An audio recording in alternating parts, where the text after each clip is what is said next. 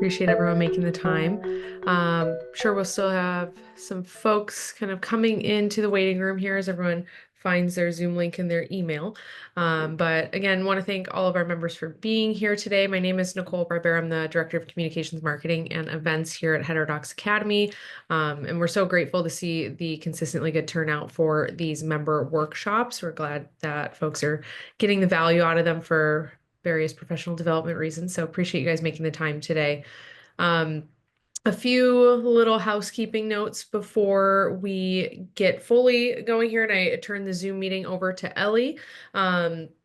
But I just wanted to remind folks that we do have our upcoming June conference, and we'll share a link to that in the chat. Our registration's open. If you register by the end of the month, you do get the lowest rate, especially being an HXA member. So please do remember to register for that. We would love to see you in New York City in June.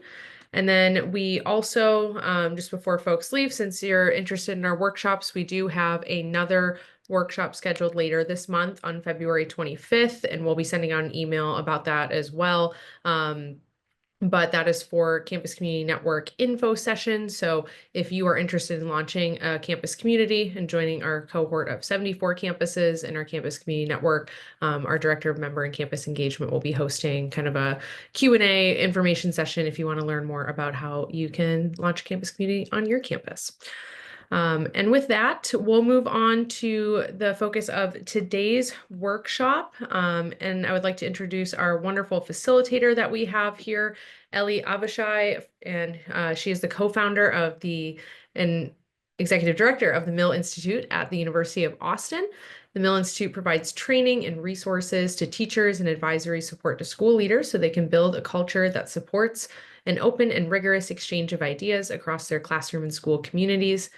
Previously, Ellie founded and led the I Think initiative at the Rotman School of Business and has worked with teachers and education leaders in schools across the United States and Canada for over 20 years. She has an MBA from the University of Toronto and a doctorate in education leadership from Harvard. And I am thrilled for her to be joining us today. So, Ellie, I will turn it over to you and we can go ahead and get started. Thank you so much, Nicole. I hope everyone can hear me okay. And it's wonderful to see you. I'm just going to share my screen quickly. Okay, can you all see the slides? Excellent. Okay. Um, so, um, as Nicole mentioned, I'm the executive director of the Mill Institute at the new University of Austin, which is an extremely exciting and vibrant place to be, new university that welcomed its first freshman cohort this year. The Mill Institute focuses mostly, although not exclusively, but mostly on K-12 education. And the ideas that I'm going to be sharing with you today really come out of the work that we've been doing with educators across the country. So this is really kind of a lesson, sort of a lessons learned share from, a practitioner to other educators to try to offer as best we can some of the great insights that we've gotten from working with teachers over the past while. So before we dive in, I have a question for you, which is, and just write your responses in the chat if you will. In your view, what are your students' biggest barriers right now to speaking freely in the classroom? So that's the question. I'd love to just sort of see some of those responses in the chat. And actually, I'm realizing, Nicole, that as long as I'm sharing my screen, I can't actually see the chat. I don't know. I think I'm gonna have to. At the top of your screen, where you see that screen Ah, share. there uh, we go. All right. Okay, Thanks, fabulous. Brenda. There it is. Okay, so getting canceled, fear of looking stupid, fear of being judged, fear of ideological harassment, afraid of being the only one who believes something and being canceled. Yeah, so these are some of the first things that are coming in. Fear of disapproval of fellow students. So, um, feeling like you don't really like disagreeing with each other, fear of being unable to articulate their thoughts. So these responses are, if they should probably feel fairly familiar to you. My guess is that these aren't particularly surprising.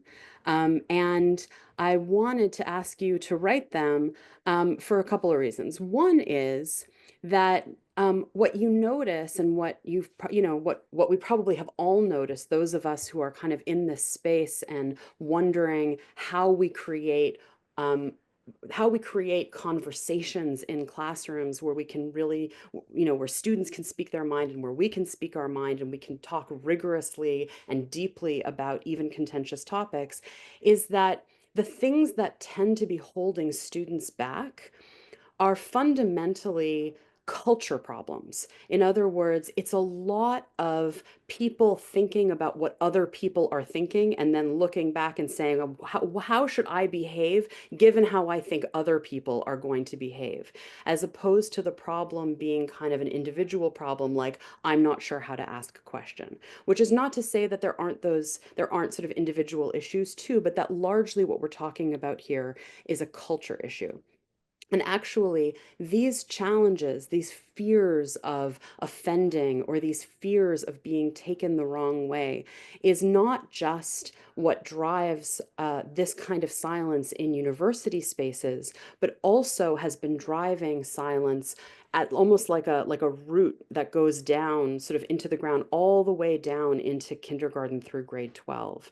And these are the same kinds of challenges that high school teachers and middle school teachers are telling us that they're feeling right now. And so the Mill Institute, we created the Mill Institute because we wanted to provide community, and we wanted to provide training and support to teachers who were struggling with these very things that students are struggling with when they get into the university level as well. Because as we understand, like, the challenges that we're seeing in university spaces aren't limited to secondary schooling. It actually runs all the way through. And so we provide fellowships for teachers. We provide resources for teachers on an information and resource hub that we've created. And we also spend time working with school leaders to help them build cultures in their school environment that can support an open and rigorous exchange of ideas. Um, and we've started building up a pretty broad network of teachers all across the country that have been engaging with our programs and our resources. And one of the reasons I share this slide is just that it provides sort of a nice picture of the fact that this isn't happening in a siloed way in terms of a particular geographic region or a particular political area, like just blue states or just red states. What we found is that teachers all over the country are looking for support to help develop more open inquiry cultures in their classrooms.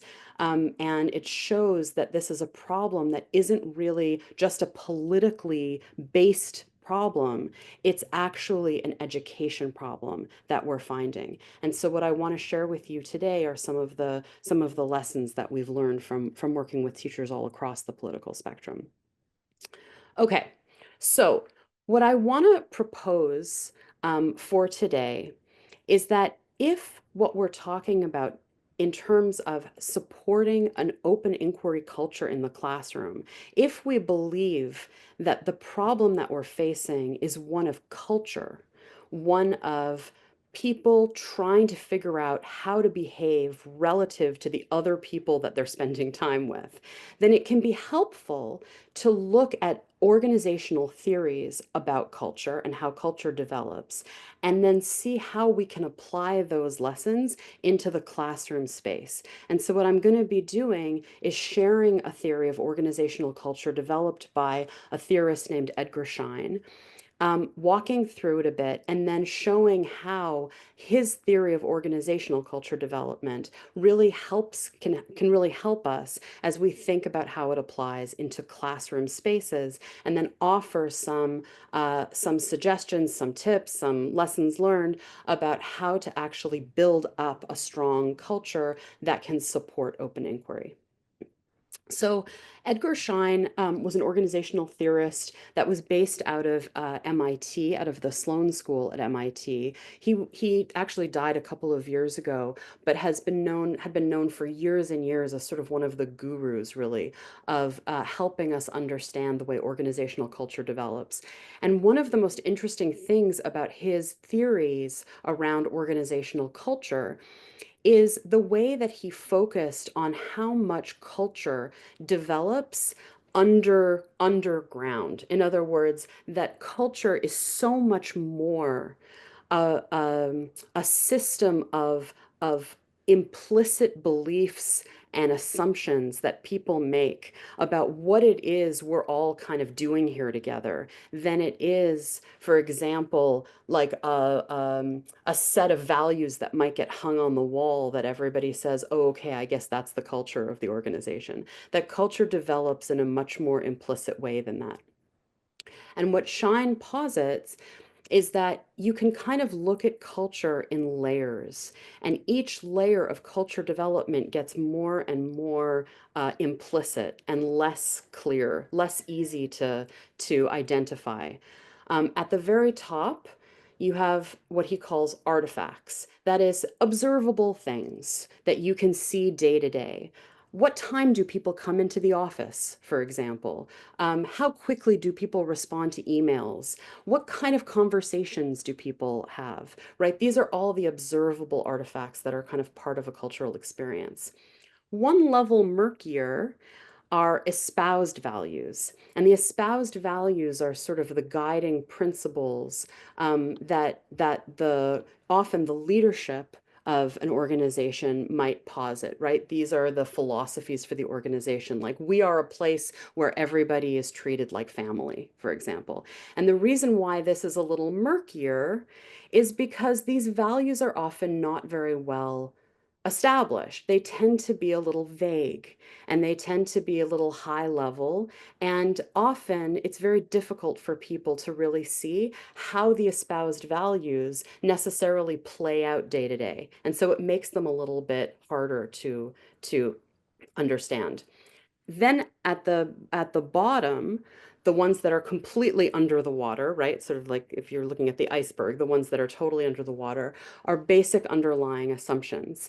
And these underlying assumptions are hidden or implicit beliefs that unconsciously drive behavior. Okay, so for example, you might have an espoused value in an organization that says we care very much about work-life balance, but day to day, what people see is people coming in very, very early and leaving late at night and responding to emails at midnight. And so the basic underlying assumptions that they develop is that in order to succeed here, I have to constantly be working all the time.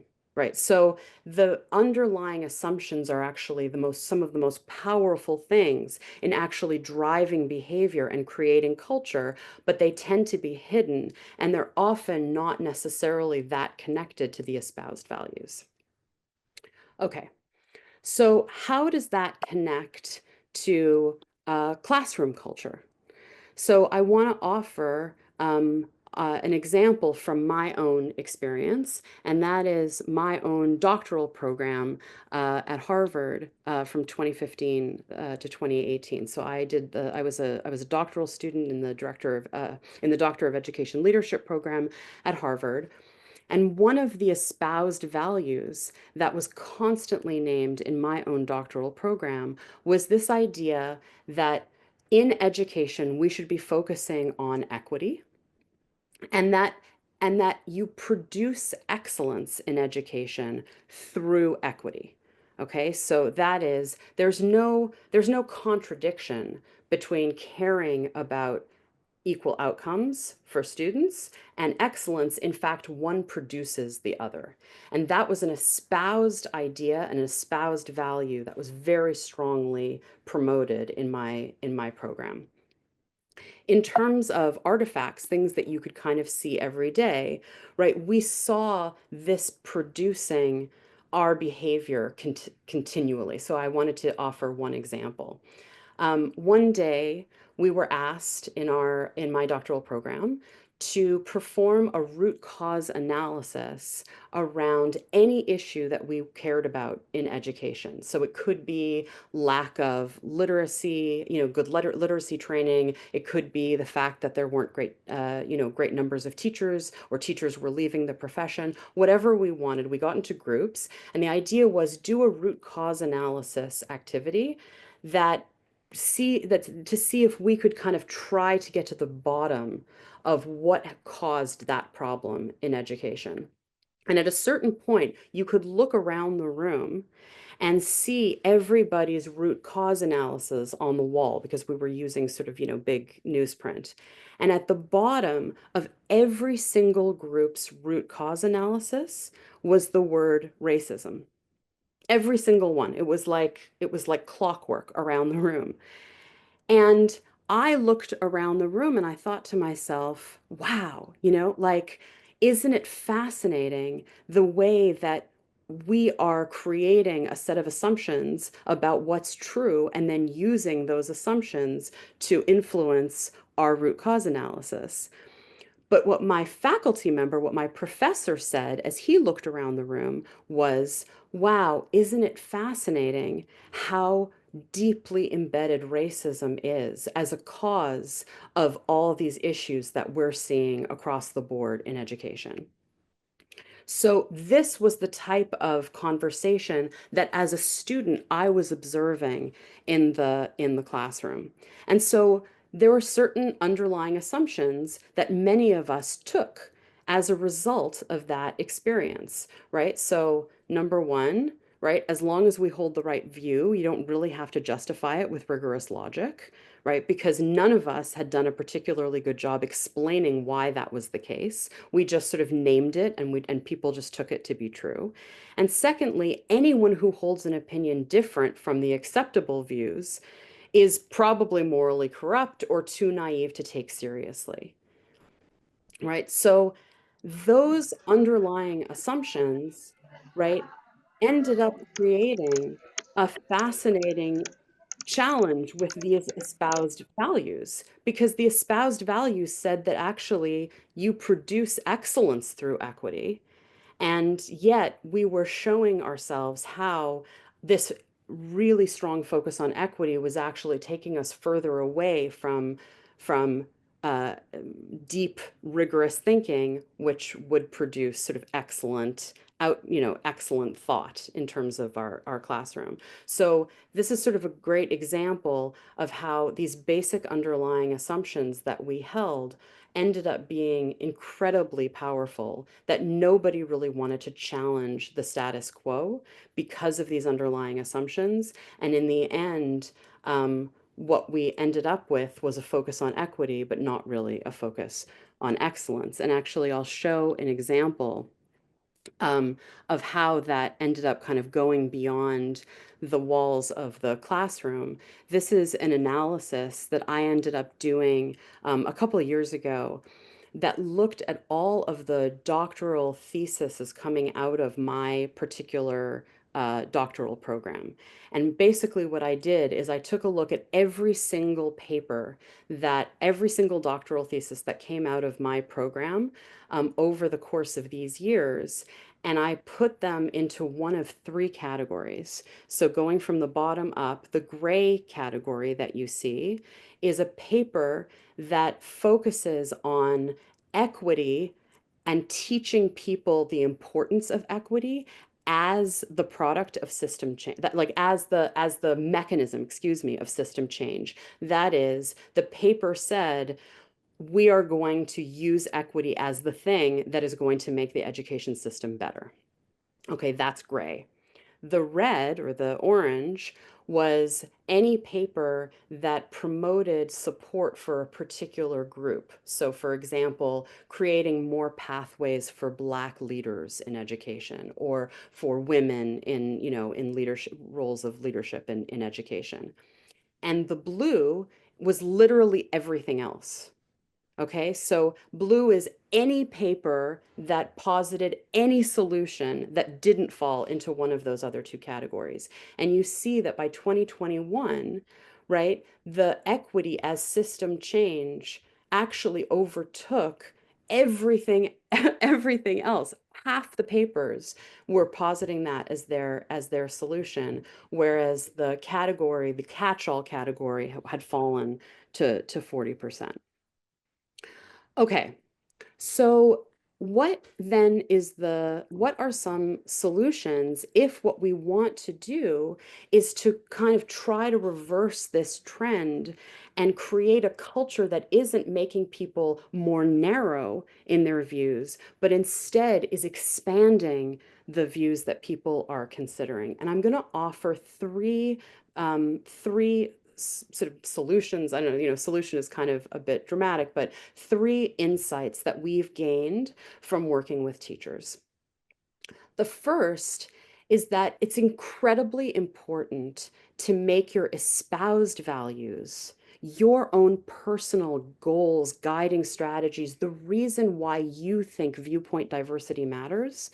It's incredibly important to make that very clear to students and also discussable. And the reason why it matters is because students, as you even saw sort of in the chat answers that people offered at the beginning of this session, students have a lot of forces, social forces, that are pulling on them and actually encouraging entrenchment.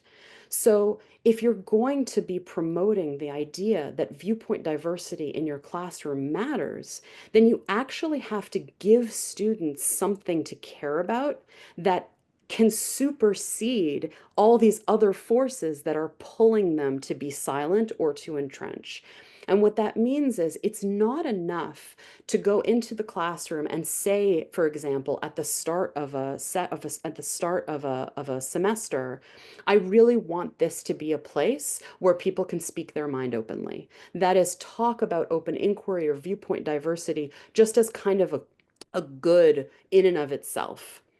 It's not going to be compelling enough to override the other forces. And so what really needs to happen is to offer students something that speaks to an overarching ideal that is bigger than themselves and that also matters, in terms of their own learning. So maybe, for example, you might be a Millsian, right?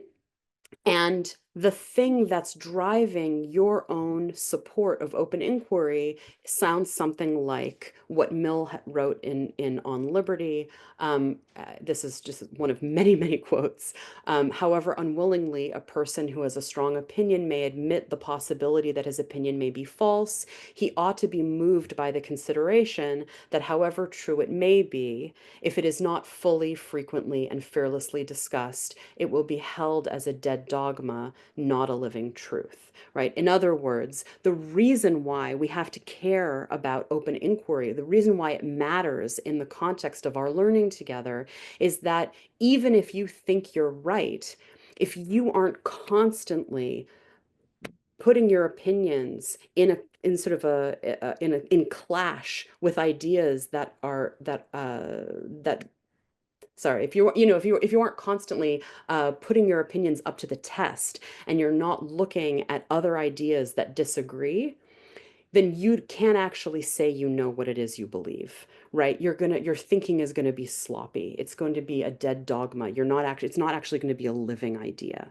Okay, so that's one example. Another example, though, comes from a different perspective, comes from the area of creativity. So Chimamanda Ngozi Adichie, who's a wonderful South African writer, said in her 2022 Reith lecture, she said, no human endeavor requires freedom as much as creativity does. Social censure portends the death of curiosity, the death of learning, and the death of creativity. If nothing changes, the next generation will read us and wonder, how did they manage to stop being human? How were they so lacking in contradiction and complexity? How did they banish all their shadows? Right, so Adichie comes at this from a very different place than Mill.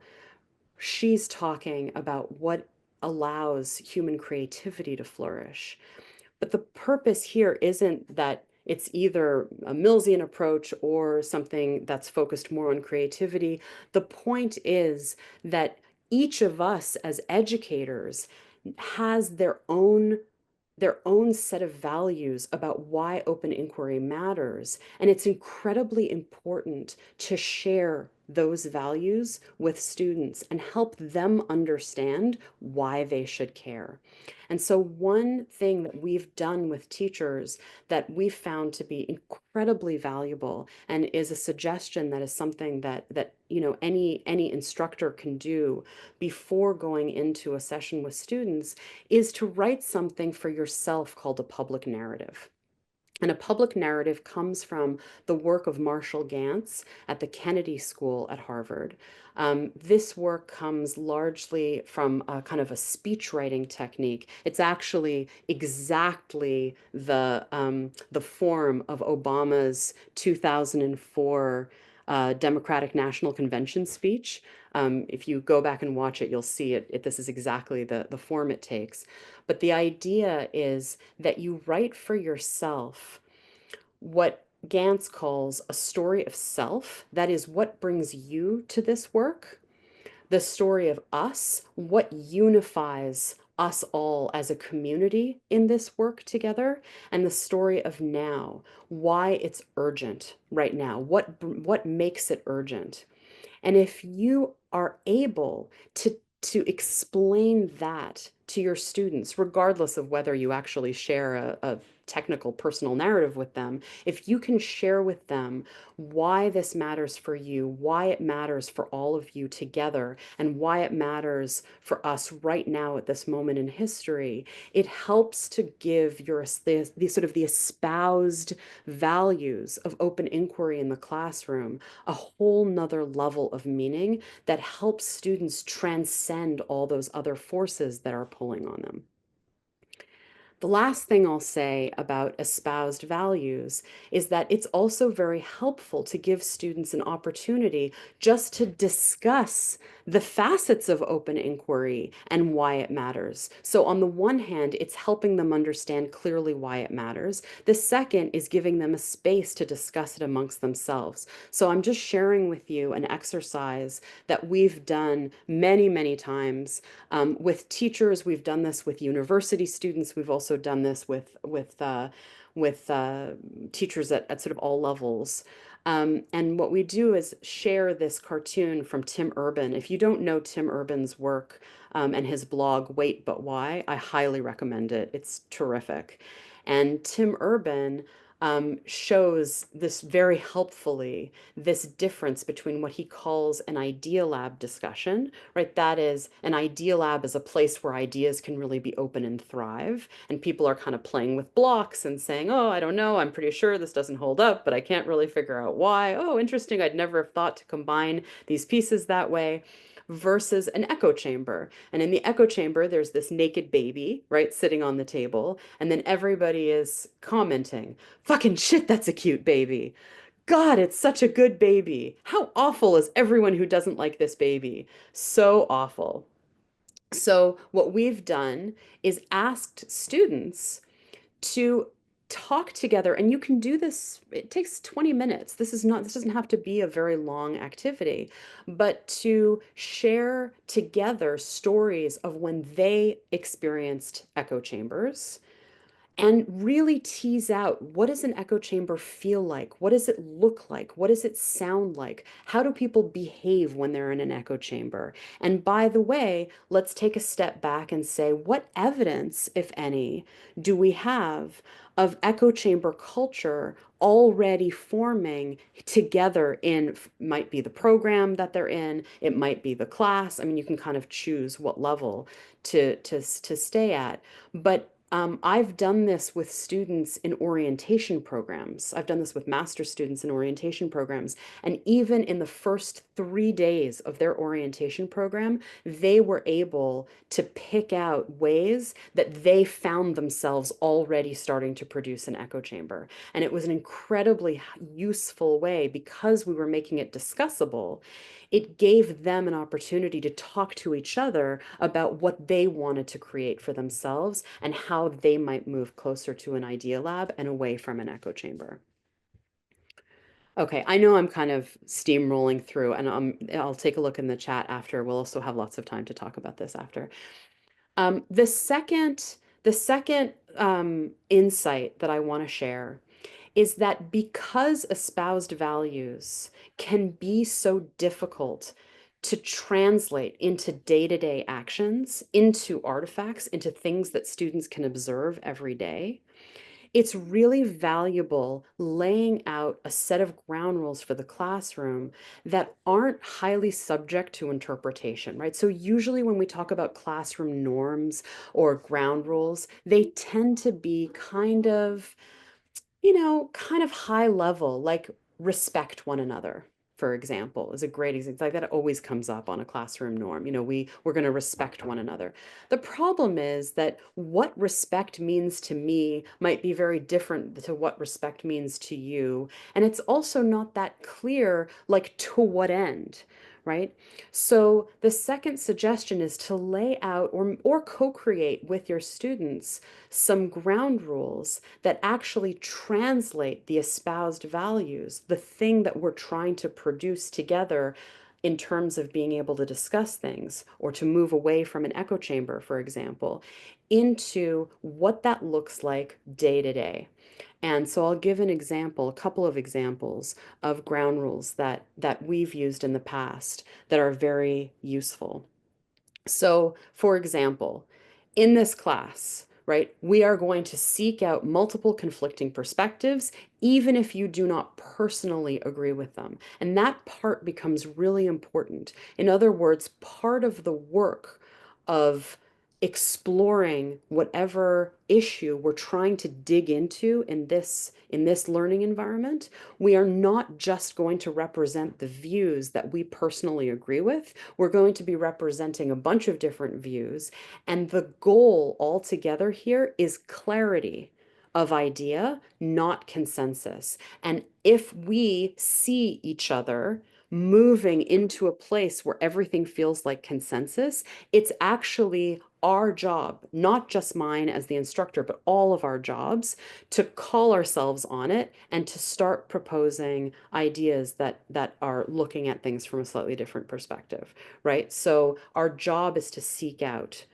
ideas that we don't personally agree with. Another one, no ideas are off the table, ignored, or untouchable, period, right? So that's very different than we welcome ideas except for the harmful ones. No ideas are off the table, ignored, or untouchable, but that also means that no idea is exempt from criticism or questioning, right? Nothing gets a pass, but nothing is untouchable. Right? And that can be a very helpful ground rule for students who are holding the idea maybe from other environments that they've been on, or environments that they've been in, that actually there are certain things that are okay and certain things that aren't. If you just sort of set the ground rule from the very beginning that actually nothing's off the table, but nothing is exempt from criticism or questioning, that can be very helpful. Number 3, treat others as individuals. That is, we are not going to represent groups here. No single person speaks for an identity group, and no identity accounts for all of an individual. And to that end, all we can do is treat one another as individuals. Okay? Number 4, choose the most generous possible interpretation of what the other person says, right? So you can't assume you know what drives another's view. Therefore, you actually have to ask. And if someone says something that you disagree with, it's actually your job to figure out how that person might have come to that conclusion in a way that's actually a generous interpretation that doesn't require them to be stupid or evil. And then finally, that it's our job to help others make the strongest evidence-backed versions of their agreements, right? That actually our job isn't to try to shoot people down, but if you're trying to understand how another person's view took shape, it's actually your job to help them make the strongest evidence-backed version of their argument. The writer Sam Harris is actually very good at this when he interviews people that he disagrees with. Sometimes he can be very excellent at helping them to make strong evidence-backed versions of their arguments. Another example of really helpful um, ground rules comes from my colleague Alana Redstone's work in The Certainty Trap. So Alana Redstone works at the University of Illinois.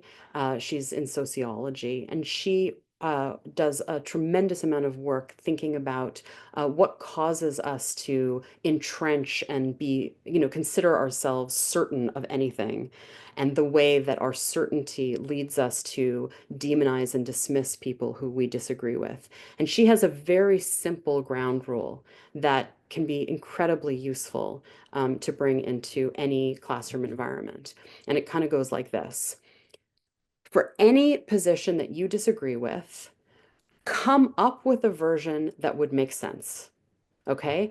And the version that makes sense to you cannot fall into any of the following fallacies. Number one, the assumption that this is a question that's settled already, and so therefore they're just stupid for not knowing what the obvious answer is. That's the settled question fallacy. The fallacy of equal knowledge. If they knew what I knew, they would think the same thing I do. So the reason why they think what they think is because they don't know what I know. Or the fallacy of known intent. That is, I know for sure that the only possible reason you would have that position is because you're a bad person, right? I know your intent, and your intent has to be bad. That's why you came up with that, right? So it can't fall into any of those fallacies. And so if you still can't come up with a version that you disagree with, at the very least, you have to articulate why. Okay? Understanding that that people can still critique you for that. And as a ground rule, that is a very helpful set of activities for students in a classroom. And even if that's the only ground rule that you brought into the classroom, it still helps people understand what their job is when it comes to disagreeing and trying to understand how to get more rigorous about the conversations that they're having. Okay, last insight from working with teachers. It's very helpful to help students make their underlying assumptions explicit, because most of the time, students are not that aware of the underlying assumptions they're making about what it means to be a good person, about what it is they're supposed to be doing in the classroom. These things happen just because they look around and notice what other people are doing implicitly. And so bringing those things up to the light as an instructor can be incredibly useful. And so what do I mean? I would posit that there's 3 types of assumptions that are particularly useful to bring up to the light. Number 1, assumptions about certainty, right? What are we assuming is obvious or not up for debate right now? And why? And the kind of corollary to that is, what beliefs or characteristics are we ascribing to people who would disagree? Right? So this can be a very helpful way of snapping a conversation out of, whether you want to call it an echo chamber kind of conversation, a conversation where students are basically just layering on comment after comment that all kind of tends to agree, or where people aren't really allowing themselves to go out of a very narrow set of views, right? What are we assuming is obvious or not up for a debate right now, and why? The second are assumptions about evidence. What do we mean when we say that something is backed by evidence? Often we use terms like that, but students might not actually be that clear, even for themselves, about what they are convinced by and what they are not convinced by. And it can be very useful to take a minute and step out of the conversation and ask, okay, but what assumptions are we making about what kind of evidence is even required for an argument to be valid in the first place? And then finally, assumptions about identity. What are we all assuming here about which identity groups have standing to participate in a given conversation? And what generalized assumptions might we be making about any particular identity group right now? Right, so these are all questions that you can use in the context of a conversation to help students snap kind of into a place where they're kind of starting to unpack these underlying assumptions that they're holding about the conversation that they might not be willing or even that aware of and might not be talking about out loud. And by the way, even though I've phrased these from the perspective of what you might ask a student, for example, in the classroom, or what students might ask themselves, this can also be a very helpful thing to do when students are doing, for example, some kind of peer review, right? So students can trade pieces of writing, and one of the questions that they can be asked to ask one another is, what is this paper is assuming is obvious or not up for debate, right? Or what are the assumptions here about what kind of evidence is going to make an argument valid or not? So these are all the types of things that can be very helpful in these types of peer review or student discussion scenarios.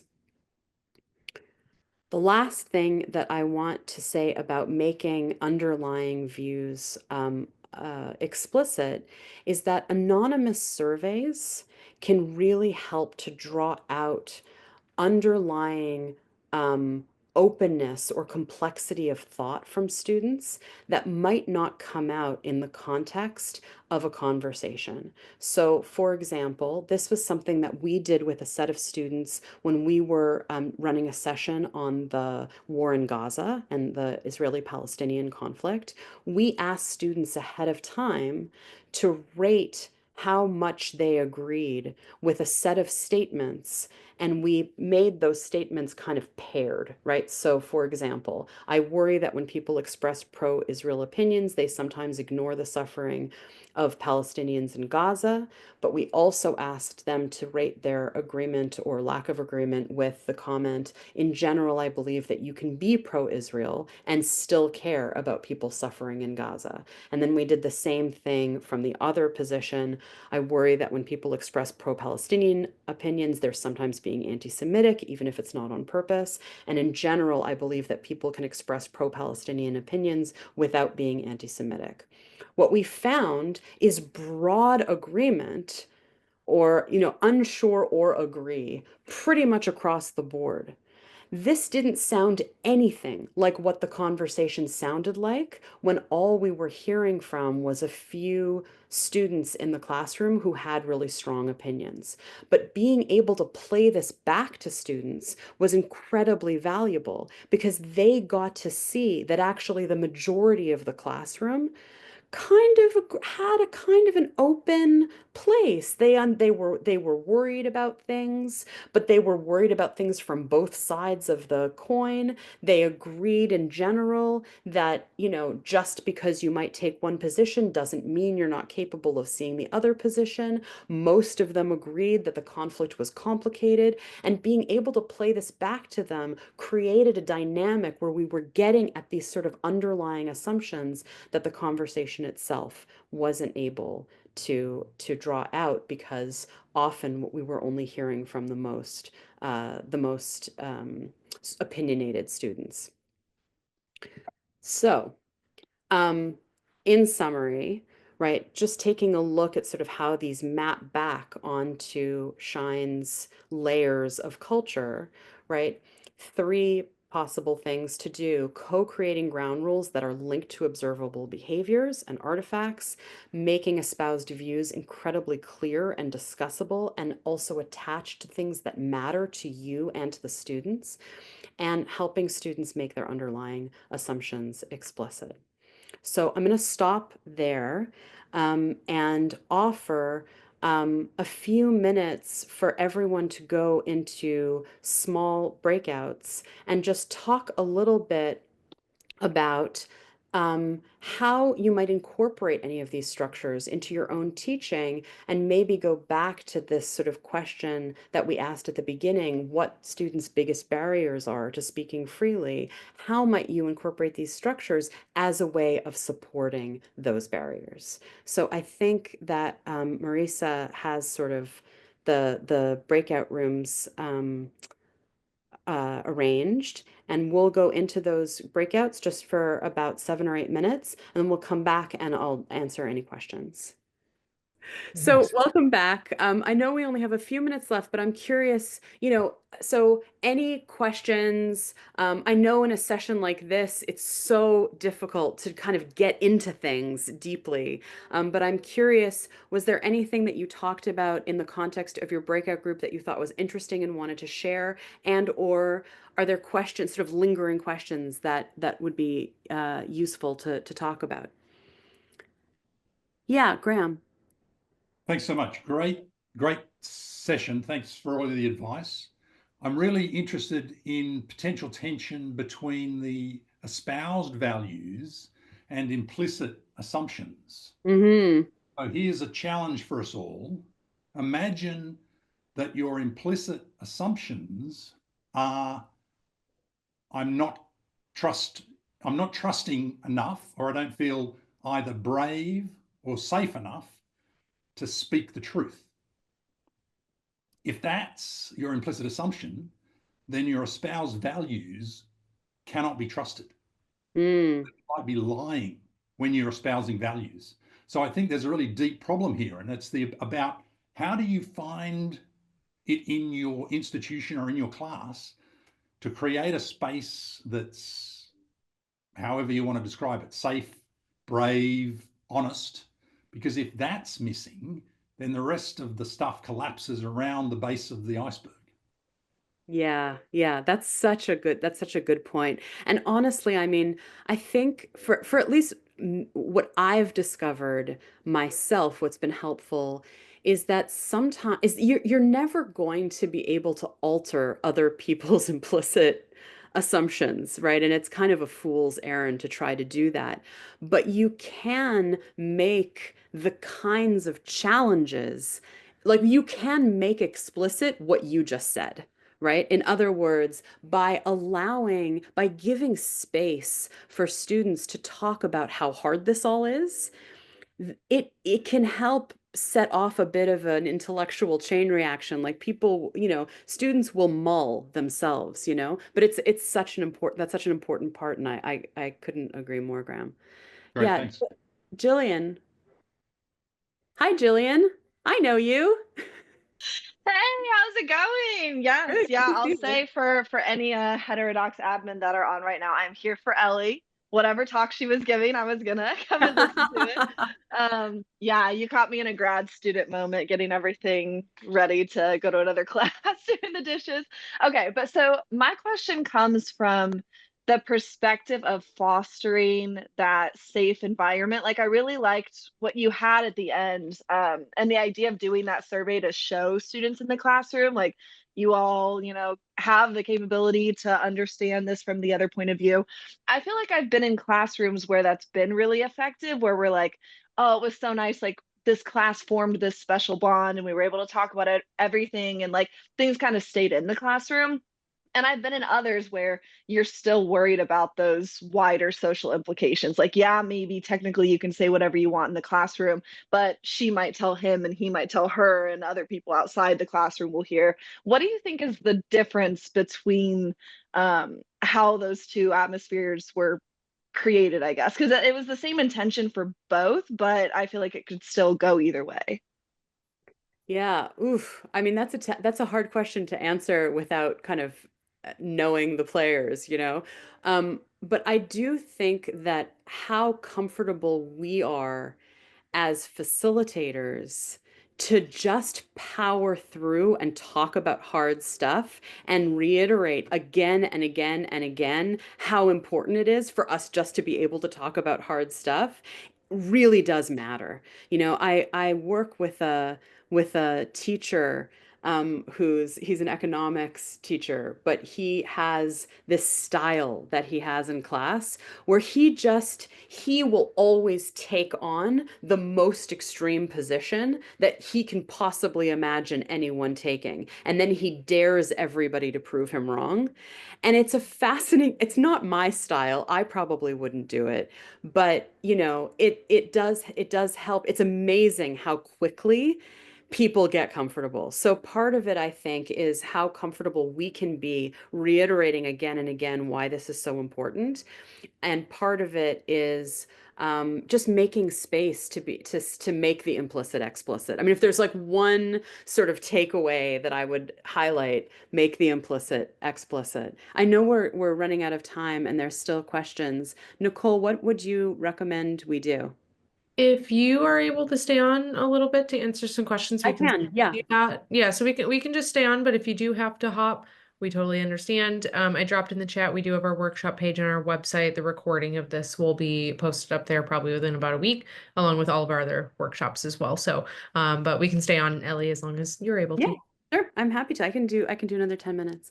Um, Robert Moranto, is that your last name? 3-second question. Do Yeah. you have a print version of this that you could put into the chat? Absolutely. I will send a PDF version of this, and I'll embed links as well. Also, I can't put it in the chat, but I'll send it to Nicole and they'll circulate it. Yeah. Yeah, Jacqueline. Yes, hi. Yeah, very interesting presentation. I was wondering about emotion regulation. The presentation was around all kinds of, thought, cognitive related stuff, but That's true. people very quickly get to the point where they cannot think, even ahead of time, so, and they become so flooded with emotion, and then if that happens, forget it. Like all of that goes out the window. So, okay, a related question. One person in our chat said that he's actually a therapist, a group therapist. And so anyway, that seems relevant. So, okay, so that's relevant, but I also wanted to ask, how would we get in touch with each other afterwards if we want to continue the conversation? Yeah. That's like, yeah.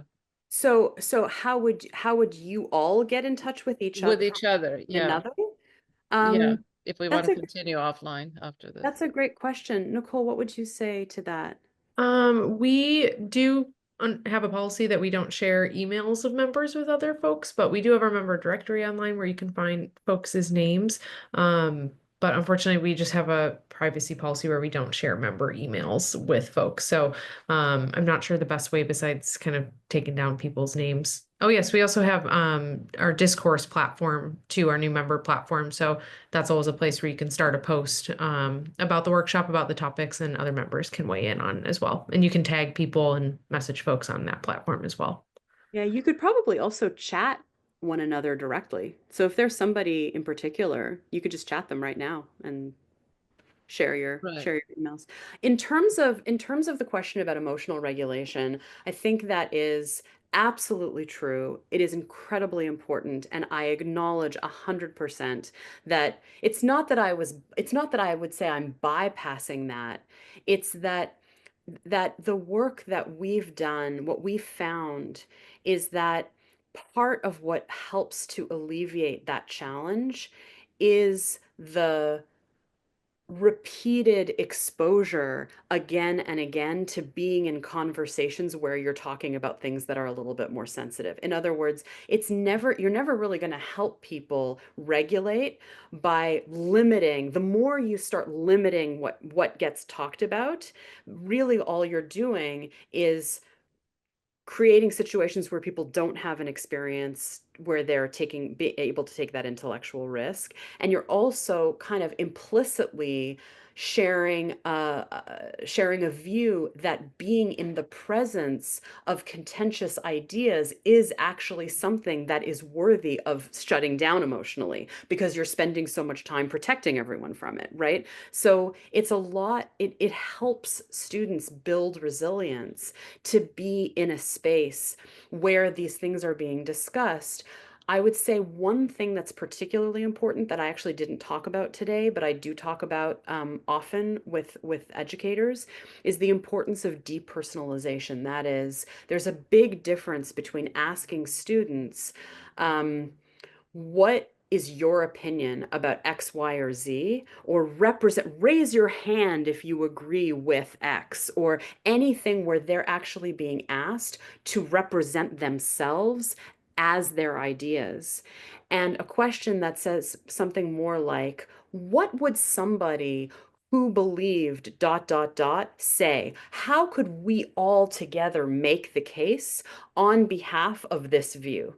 And when you do that, you're creating a depersonalized environment where students can play with the idea, but where it's not nearly as confronting. And that can be really helpful as a stepping stone. Anyway, Peter, I'll take one more question and then I'll have to hop. Thank you. This is kind of a big question, so perhaps it's unfair. I understand you won't be able to say all that much, but something we talked about a bit in the group discussion was whether there are any techniques that might help people sort of take the things they're learning in the classroom to other settings.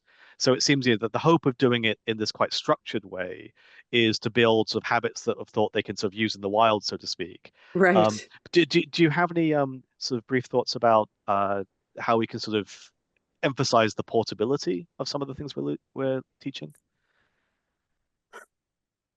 That's such an interesting question. It's not a question that I've thought deeply about. So I think, whatever answer I have will be kind of spur of the moment. But I will say that if if s- if we can get used to the idea that it's valuable to actually talk about this process piece, that is, we kind of get into the habit of saying, um, these are the kind of rules that I play by when I have these conversations.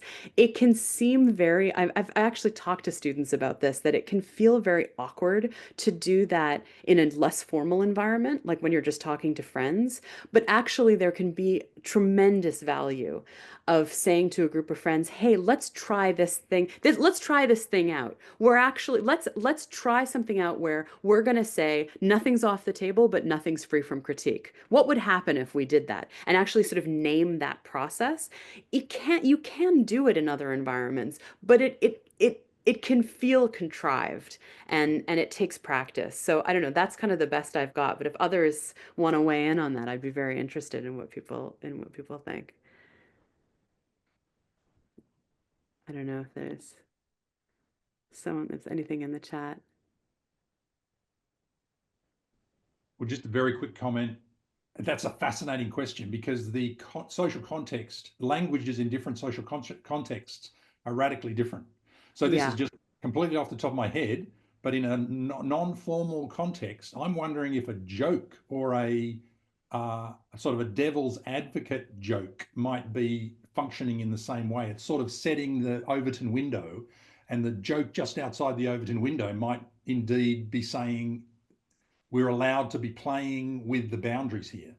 Yeah, that's a great idea. Actually, and your comment made me think about one other thing, which is that years ago I was working with a group of high school students and I was teaching them a framework developed by Chris Argyris, who's another organizational theorist, called the ladder of inference, which some of you may know. The idea is that sort of as you go up and infer things, you get more and more abstract, and then we talk to each other sort of at the level of conclusion instead of the level of data. Anyway, these girls that I was working with, they created like a shorthand that I had nothing to do with. They just started spontaneously doing it, which is they started joking with each other that they were all up on their ladder. It was just this funny thing. You're all up on your ladder.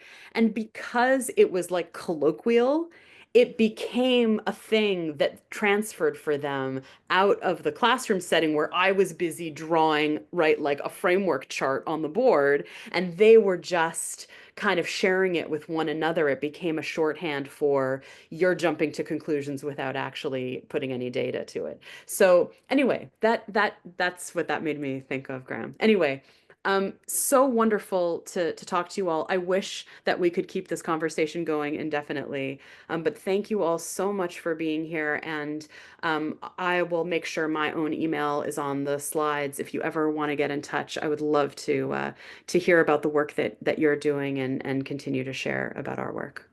Thank you, Ellie, and thank you to all of our wonderful members for being here. And I hope to see many of you at our campus community info session workshop at the end of the month. So keep an eye on your email for more upcoming workshops that we have planned for the rest of the semester. Thanks, everyone. Thank you.